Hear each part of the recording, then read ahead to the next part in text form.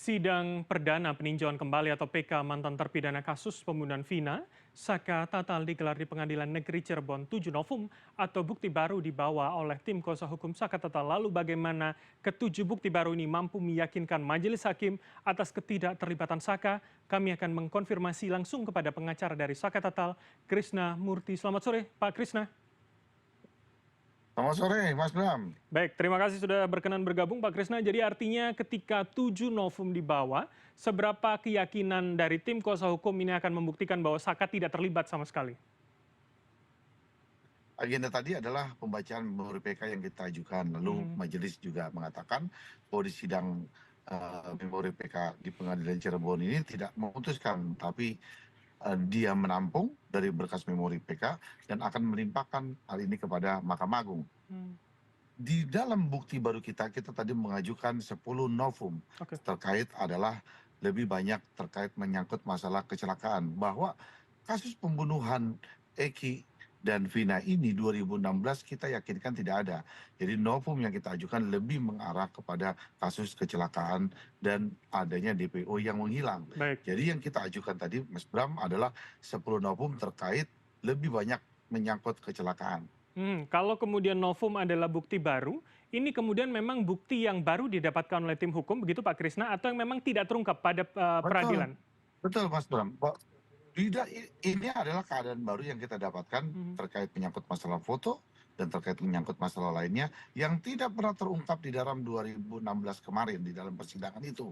Misalkan contohnya ya kan kita dapatkan foto-foto bukti bahwa Vina itu dia meninggal dalam keadaan bersih, tidak ada luka dan sebagainya. Lalu Eki pun juga sesuai dengan hasil visum bahwa dikatakan dia tidak ada luka tusukan dengan luka sayatan dan sebagainya, bahwa dia keadaan bersih, itu yang pertama. Yang kedua adalah menyangkut masalah motor. Motor itu kita temukan ada luka goresan, lalu di pinggir jalan juga ada tanda-tanda tarikan yang bekas aspal motor terjatuh. Kebanyakan rusaknya motor itu adalah di sebelah kanan. Lalu ada luka-luka korban itu kebanyakan di sebelah kanan. Maka mereka kita pastikan jatuhnya di sebelah kanan. Yang Hmm. ketiga, mereka itu kita temukan adanya baut yang nempel daging daging yang nempel di baut lampu lampu jalan gitu, lampu jalan. Baik. Jadi, tapi kalau itu yang kemudian berfokus pada TKP pertama, ketika flyover begitu ya. Bagaimana kemudian yang Iya, disebut sebagai TKP kedua, yang kemudian disebut sebagai lokasi pembunuhan pada proses pengadilan di 2016 lalu begitu? Apa yang kemudian bisa dibuktikan oleh tim hukum, Pak Krisna? dalam olah TKP kita pastikan bahwa kejadian di TKP itu tidak ditemukan apa-apa. Hmm, Kalau misalkan terjadinya adanya pemerkosaan atau pembunuhan di lokasi tersebut, yang namanya misalkan ayam, ayam dipotong, dia kan pasti ada sisa darahnya. Kalau hmm. potongnya di situ, pasti kan darahnya juga berantakan atau tikus mati kita pukul. Dia juga masih ada sisanya, tapi di TKP itu tidak ditemukan gitu loh. Di TKP itu tidak ditemukan. Lalu kan kejadian ini kan berawal penyidikannya dilakukan oleh Polres Kabupaten. Kemudian ditemukan adanya kecelakaan, lalu ditindaklanjuti daripada laporan yang ditindak kecelakaan itu oleh lalu lintas, bahwa sudah dinyatakan itu adalah korban kecelakaan, tiba-tiba hal ini diambil ditarik menjadi di Polres Kota Cirebon. Karena adanya TKP yang di belakang showroom itu masuk ke dalam wilayah Polres Cirebon. Nah, hal ini kan membuat kita lihat dari olah TKP-nya tidak ditemukan. Jadi kita yakin bahwa ini adalah kasusnya adalah kecelakaan gitu loh, Mas. Oke, baik baik. Tidak ada bukti yang kemudian ditemukan begitu ya. Tapi apakah kemudian nanti dalam Iya, prosesnya akan ada ahli yang juga kemudian dicoba dihadirkan atau diajukan begitu oleh tim kuasa hukum dari Saka? pasti kita ada beberapa ahli pidana yang kita hadirkan dan Hmm, ahli psikologis forensik terkait nanti misalkan kita tanya apakah mayat yang sudah membusuk 13 hari dia digali ditemukan sperma. Nah, ini kan mencurigakan buat kita. Setahu saya orang hidup aja 3 hari spermanya hilang.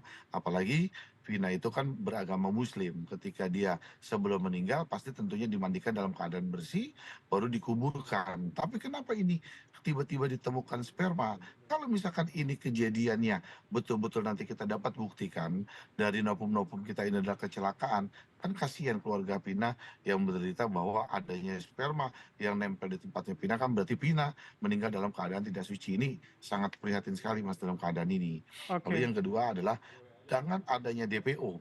DPO dianulir, DPO ditiadakan, karena dengan putusan itu adanya 3 DPO.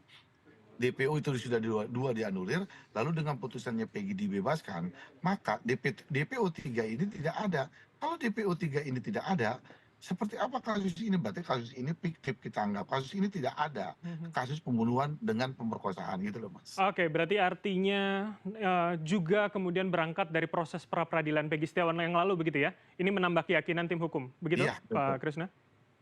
Iya, betul, betul betul sekali, Mas. Artinya bahwa Mhm. keyakinan kita kalau Peggy itu dibebaskan, berarti kan Peggy itu perbuatan motifnya ini kan ada dari Denny, Andi, dan Peggy. Nah, kalau ketiga DPO itu tidak ada, apakah kasus 340 pembunuhan berencana ini ada?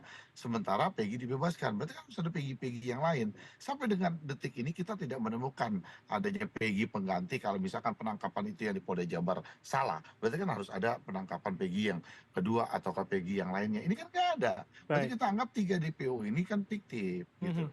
Oke oke, jadi itu juga menjadi salah satu dasar begitu ya, termasuk 10 novum yang kemudian diajukan oleh tim, kuasa hukum dari Saka Tatal. Terima kasih informasi dari Anda Iya, Pak betul Mas Krisnamurti, Tom. pengacara Saka Tatal telah bergabung sama kami. Selamat sore, yang sehat selalu Pak. menewaskan Vina dan Eka.